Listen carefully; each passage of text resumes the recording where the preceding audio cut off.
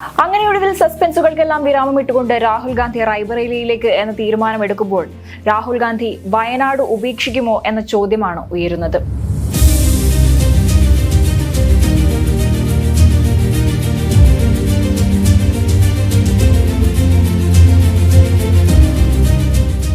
കോൺഗ്രസ് നേതൃത്വത്തിന്റെ സമ്മർദ്ദത്തിന് വഴങ്ങിയാണ് രാഹുൽ ഗാന്ധി റായ്ബറേലിയിലും മത്സരിക്കാം എന്ന് സമ്മതിച്ചിരിക്കുന്നത്. റായ്ബറേലിയിൽ രാഹുൽ ഗാന്ധി സ്ഥാനാർത്ഥിയാകുമ്പോൾ അമേഠിയിൽ നെഹ്റു കുടുംബത്തിന്റെ വിശ്വസ്തനും പ്രാദേശിക നേതാവുമായ കിഷോരിലാൽ ശർമ്മയാണ് സ്ഥാനാർത്ഥി. എന്നാൽ രാഹുൽ ഗാന്ധിയെ സംബന്ധിച്ചിടത്തോളം വളരെ വൈകാരികമായ പ്രശ്നങ്ങളായിരുന്നു അദ്ദേഹത്തിന് മുന്നിൽ ഉണ്ടായിരുന്നത്. സ്ഥാനാർത്ഥി പ്രഖ്യാപനം വൈകാൻ പോലും അതൊരു കാരണമായിരുന്നു. അമേഠി, റായ്ബറേലി എന്നീ രണ്ടു മണ്ഡലങ്ങളും നെഹ്റു കുടുംബത്തിന്റെ പരമ്പരാഗത മണ്ഡലങ്ങളാണ്. ഈ കുടുംബത്തിൽ നിന്നുള്ള സ്ഥാനാർത്ഥികൾ തോറ്റ ചരിത്രം വളരെ അപൂർവമായാണ് ഉണ്ടായിട്ടുള്ളത്. കഴിഞ്ഞ തവണ രാഹുൽ ഗാന്ധി സ്മൃതി ഇറാനിയോട് മത്സരിച്ച് പരാജയപ്പെട്ടിരുന്നു. എന്നിരുന്നാൽ പോലും മുൻകാലങ്ങളിലൊക്കെ തന്നെയും അങ്ങനെ ഒരു സാഹചര്യം അപൂർവമായിരുന്നു. അതുകൊണ്ട് തന്നെ രാഹുൽ ഗാന്ധിക്ക് വൈകാരികമായ ഒരു ബന്ധം രണ്ടു മണ്ഡലങ്ങളോടുമുണ്ട്. ഇനി വയനാടിനെ സംബന്ധിച്ചിടത്തോളം രാഹുൽ ഗാന്ധിക്ക് ആ ഒരു മണ്ഡലത്തോടും വൈകാരികമായ അടുപ്പമുണ്ട്. അതുകൊണ്ട് തന്നെ രണ്ടു മണ്ഡലങ്ങൾ ഒരുമിച്ച് മത്സരിക്കുമ്പോൾ വിജയം രാഹുൽ ഗാന്ധിക്കൊപ്പമെങ്കിൽ ഏത് ഒഴിവാക്കും എന്നതാണ് രാഹുൽ ഗാന്ധിയുടെ മുന്നിലെ ചോദ്യം. കേരളത്തിലെ വയനാട് മണ്ഡലം ഒഴിവാക്കുകയാണെങ്കിൽ 2026 നിയമസഭാ തിരഞ്ഞെടുപ്പിൽ കോൺഗ്രസിന് അത് വലിയ തിരിച്ചടിയാകും എന്നുള്ളത് തന്നെയാണ് ഇങ്ങനെയൊരു ആശയക്കുഴപ്പത്തിലേക്ക് എത്തിച്ചത്. എന്നാൽ 2004 മുതൽ സോണിയാഗാന്ധി വിജയിച്ചു വന്ന മണ്ഡലമാണ് റായ്ബറേലി. അതുകൊണ്ട് തന്നെ അവിടെ മത്സരിക്കുകയാണെങ്കിൽ സ്വന്തം അമ്മയോടുള്ള അടുപ്പവും അതുപോലെ തന്നെ നെഹ്റു കുടുംബത്തിന്റെ പരമ്പരാഗത മണ്ഡലവുമെന്ന് ചൂണ്ടിക്കാണിക്കാനാകും. അതേസമയം പ്രിയങ്ക ഗാന്ധി ഇത്തവണയും മത്സരിക്കാൻ ഇറങ്ങുന്നില്ല എന്ന നിലപാടിൽ തന്നെ ഉറച്ചു നിൽക്കുകയാണ്.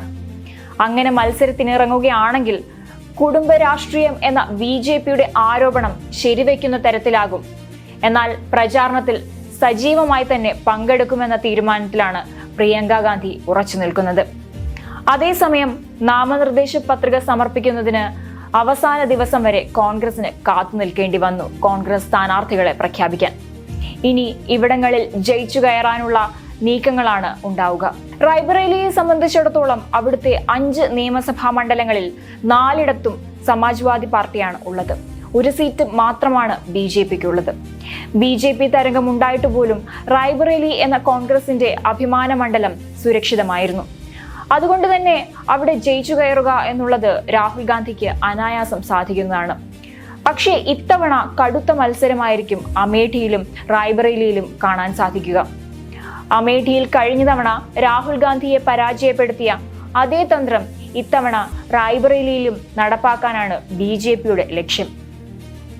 പക്ഷേ റായ്ബറേലി എന്ന മണ്ഡലത്തിലേക്ക് നോക്കുകയാണെങ്കിൽ അവിടെ ഏറ്റവും അവസാനം 1.5 ലക്ഷത്തിൽ പരം ഭൂരിപക്ഷത്തിലായിരുന്നു സോണിയാഗാന്ധി വിജയിച്ചത്.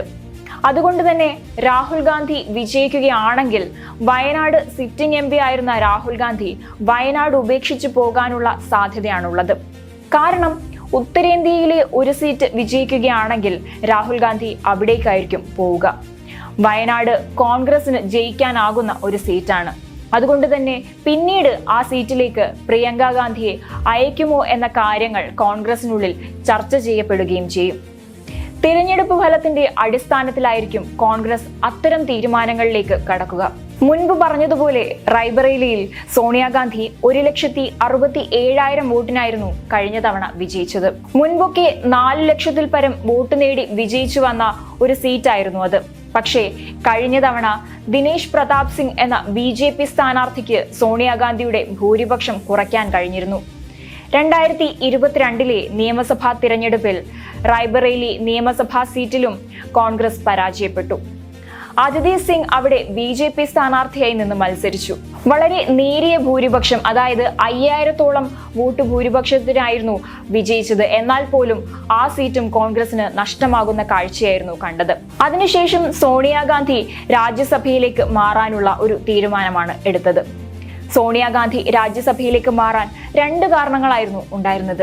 അതിലൊന്ന്, സോണിയാഗാന്ധി അവിടെ മത്സരിച്ചാലും വിജയിക്കാനാകുമോ എന്ന ഒരാശങ്ക കോൺഗ്രസ് നേതാക്കൾക്കുള്ളിൽ ഉണ്ടായിരുന്നു. രണ്ടാമതായി ആരോഗ്യ പ്രശ്നങ്ങളാണ്. അതുകൊണ്ട് മത്സര രംഗത്തും പ്രചാരണ രംഗത്തും കാര്യമായ രീതിയിൽ ഇറങ്ങാൻ സോണിയാഗാന്ധിക്ക് കഴിയില്ല. അതുകൊണ്ട് സോണിയാഗാന്ധി രാജ്യസഭയിലേക്ക് വരുന്നതാണ് നല്ലതെന്ന് കോൺഗ്രസ് നേതൃത്വം കരുതി.